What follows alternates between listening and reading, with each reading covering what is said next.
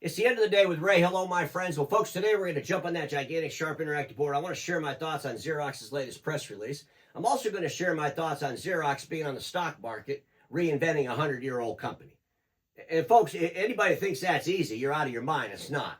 It's brutal. It's absolutely brutal. I remember a company called IBM and the brutality that they went through back in the 90s. But folks, I got to tell you, this latest press release that Xerox put out there is really awesome.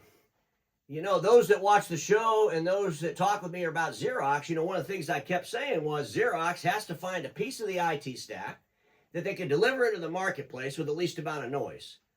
What's a piece of the stack they can take to the marketplace, deliver to their thousands of customers with the least amount of noise? Well, that would be cybersecurity and cybersecurity insurance. And Xerox put out a press release. It's super exciting. They're going to work with Paloalto Networks, the Hartford insurance company, and the brokerage firm Aon. Folks, this is really, really game-changing. If Xerox puts the right people in the right bus, if Xerox understands how to help dealers put the right people in the right bus to go out there and deliver these services, it will be a home run. And I believe Xerox can accomplish that. I believe Xerox has the right leader in their IT services business. You know, Manu, president of IT Savvy, Xerox buys IT Savvy. Manu, by the way, was also a vice president at Aon. He understands insurance and how brokers deal with insurance. This is absolutely a home run. Will it be easy? No, nothing ever is. Will Wall Street look at Xerox different because they did this? Probably not right away.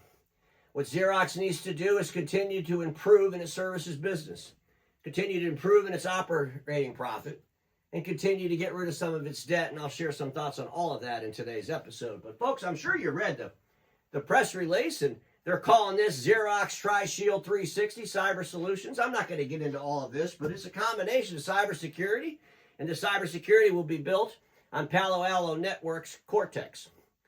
And cyber insurance, Hartford Insurance, through the brokerage firm Aon. Folks, this is really, really good stuff, I'm telling you. And I wanted to look and see what is the cybersecurity spend.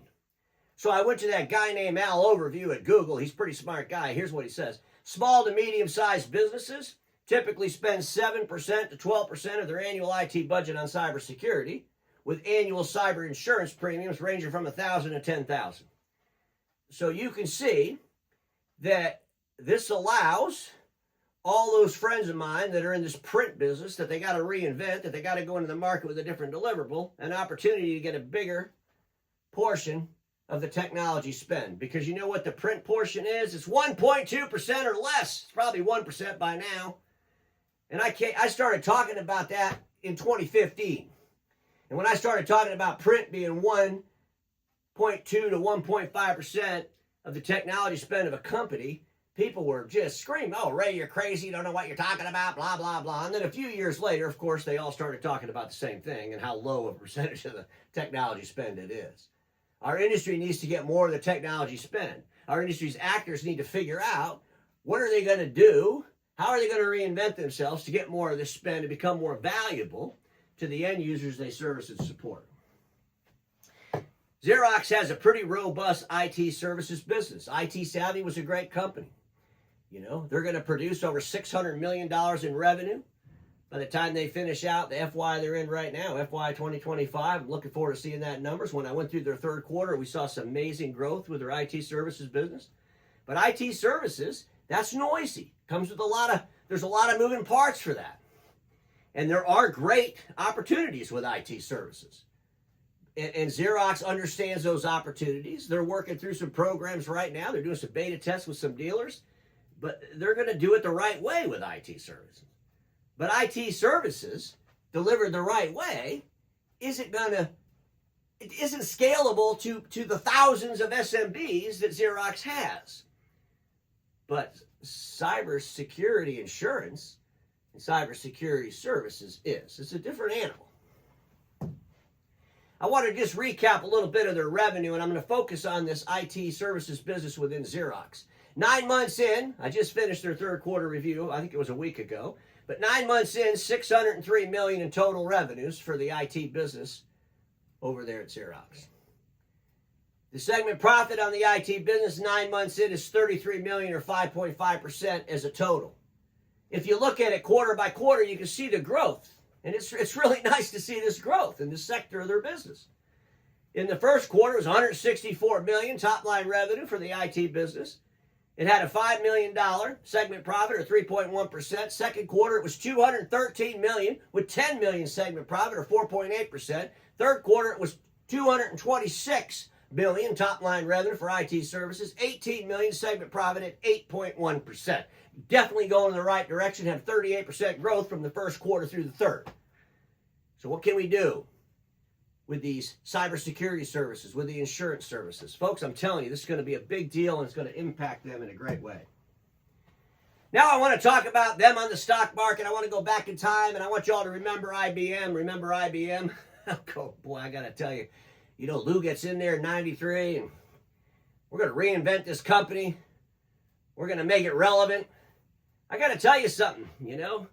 He had his strategy. One of the things he said, I'm not going to go through all of IBM's strategy in transition, but I think you all should go back and read this, because history can teach us things. I know some folks in our industry don't ever want to look at history, okay? But you got to look at history and learn from history.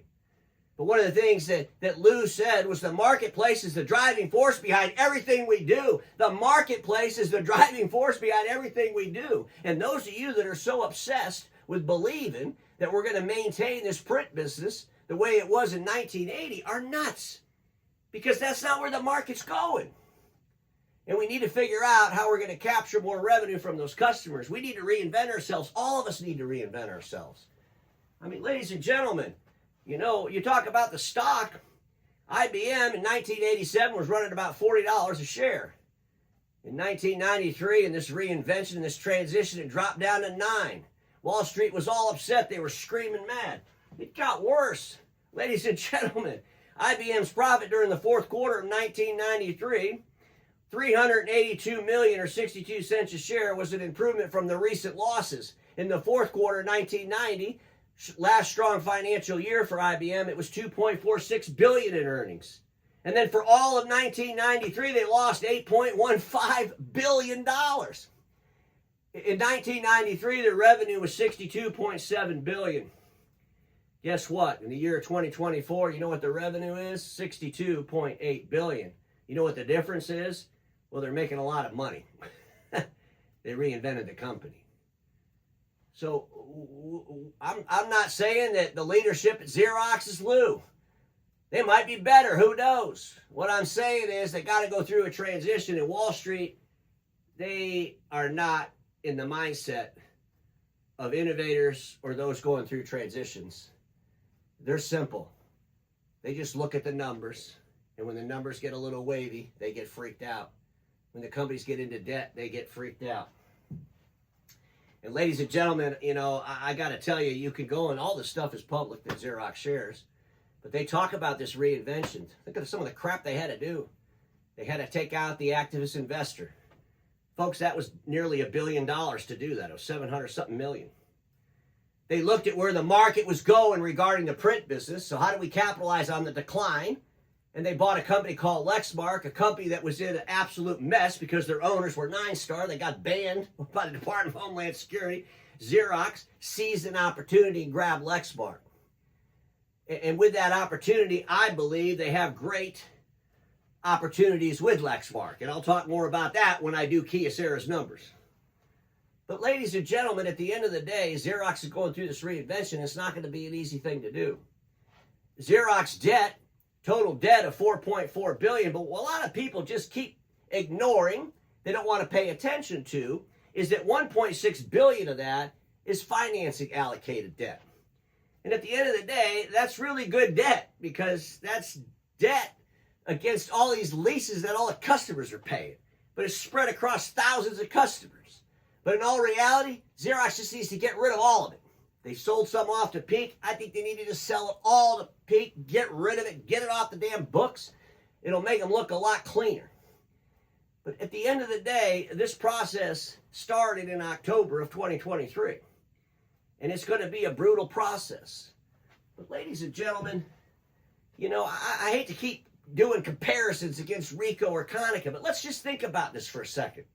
You got Ricoh, a major player in the print industry, tells the whole world a few years ago, we're going to become a digital services company. We're into IT services. We're going to do all this stuff. And then what did they do? They got a little pushback from the marketplace. And you know what they did? They ran back to what they were comfortable with. They started doing press releases about how they're kicking off new A3s and print's important to them. Ladies and gentlemen, at the end of the day, Ricoh didn't have the boldness. And they caved in to the status quo. And when you look at Ricoh's operating profit, quarter after quarter, year after year, it literally is terrible. But they don't get the scrutiny that Xerox gets from Wall Street. I think about Konica Minolta. That company's been a train wreck mess for like 5 years, okay? Okay, so FY 2025, halfway through, they got some operating profit, but the year ain't over. And the disciplines at Konica Minolta, the disciplines at Ricoh, give me a break. Where's the boldness? Ricoh just announced to the whole damn world, we're out of IT services in the U.S., but we're going to build it up in Europe. Is that a global strategy? Is that a plan? Where's the scrutiny on those two folks? Ladies and gentlemen, I'm going to talk more when I do Kyocera's numbers, but I believe Xerox has an opportunity with Lexmark, and it's a big opportunity. I believe they could actually probably grab $1 billion in the opportunity that I see. So stay tuned for my Kyocera episode on that. But folks, I put this Rayism together. Leaders on a path to reinvention many times must shake off their shoes the hands of those who fall to the ground, attempting to remain in status quo, pulling them back. You're going too fast. This is the wrong direction. We're not comfortable. Please slow down. Well, the leadership at Xerox isn't going to slow down. And if they ever do slow down, I'll start screaming at them about slowing down. They're a bold player in our industry. Our industry has to reinvent itself. All of our industry. Xerox is leading the way, and most people better be paying attention. Because at the end of the day, you're all going to go through this. You're all going to go through it. Whether you want to admit it or not is up to you. But I think you should admit it, and I think you should drive forward hard and be bold. Because everybody watching me knows this. Status quo is the killer of all that'll be invented. Don't get stuck there.